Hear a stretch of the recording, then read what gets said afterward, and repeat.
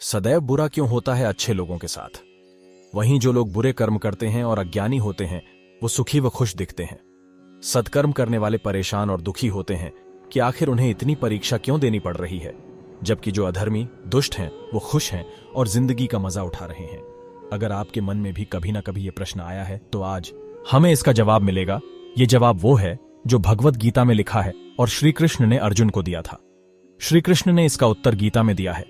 भगवत गीता में वर्णित प्रसंग के अनुसार एक बार अर्जुन भगवान श्री कृष्ण के पास आकर कहा कि वो दुविधा में हैं और इसका निवारण वो चाहते हैं।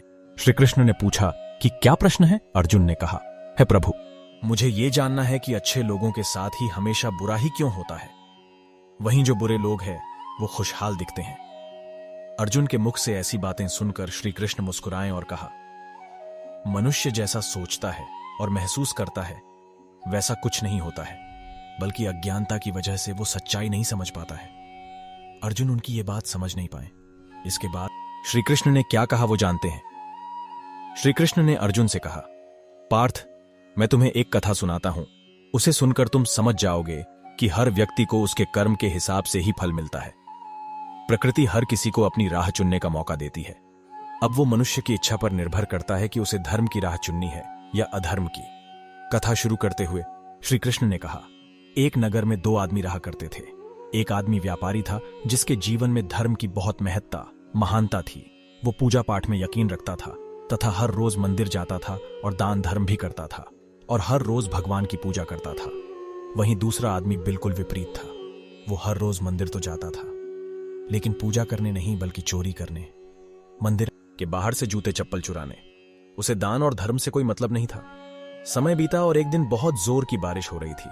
इस वजह से मंदिर में पुजारी के अलावा कोई नहीं था।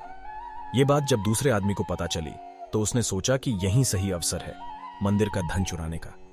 पंडित से नजर बचाकर उसने मंदिर का सारा धन जेवर बर्तन चुरा लिए। उसी समय धर्म कर्म में विश्वास रखने वाला व्यक्ति भी मंदिर पहुंचा।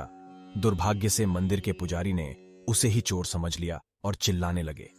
वहां बहुत से लोग एकत्र हो गए और उसे बहुत मारा। किसी तरह वो बचते हुए वहां से निकला तो दुर्भाग्य ने उसका साथ वहां भी नहीं छोड़ा। मंदिर के बाहर वो एक गाड़ी से टकरा गया और घायल हो गया। फिर वो व्यापारी लंगड़ाते हुए घर जाने लगा तो रास्ते में उसकी मुलाकात उसी व्यक्ति से हुई जिसने मंदिर से धन चुराया था। उसने कहा, आज तो मेरी किस्मत चमक गई, एक साथ इतना सारा धन मिल गया। ये सब देखकर उस भले व्यक्ति को बहुत बुरा लगा और उसने अपने घर से भगवान की सारी तस्वीरें निकाल दी। कुछ सालों बाद दोनों की व्यक्तियों की मृत्यु हो गई। मरने के बाद जब दोनों यमराज की सभा में पहुंचे और भले पुरुष ने दूसरे व्यक्ति को देखा तो उसे बहुत गुस्सा आया। उसने क्रोधित होकर यमराज से पूछ ही लिया, मैं तो हमेशा अच्छे कर्म करता था, दान में विश्वास रखता था, उसके बदले जीवन भर मुझे अपमान और दर्द ही मिला और इस व्यक्ति को नोटों से भरी पोटली। आखिर ऐसा भेदभाव क्यों? इस पर यमराज ने कहा, पुत्र, तुम गलत समझ रहे हो। जिस दिन तुम्हारा गाड़ी से टक्कर हुई थी वो दिन तुम्हारे जीवन का अंतिम दिन था, परंतु तुम्हारे अच्छे कर्मों की वजह से तुम्हारी मौत सिर्फ एक छोटी सी चोट में बदल गई। तुम इस दुष्ट व्यक्ति के बारे में जानना चाहते हो। असल में इसके भाग्य में राजयोग था, मगर इसके कुकर्मों और अधर्म की वजह से वो सिर्फ एक छोटी सी धन की पोटली में बदल गया। कथा सुनाने के बाद श्री कृष्ण अर्जुन से कहते हैं, पार्थ, क्या अब तुम्हें तुम्हारी दुविधा का उत्तर मिल गया?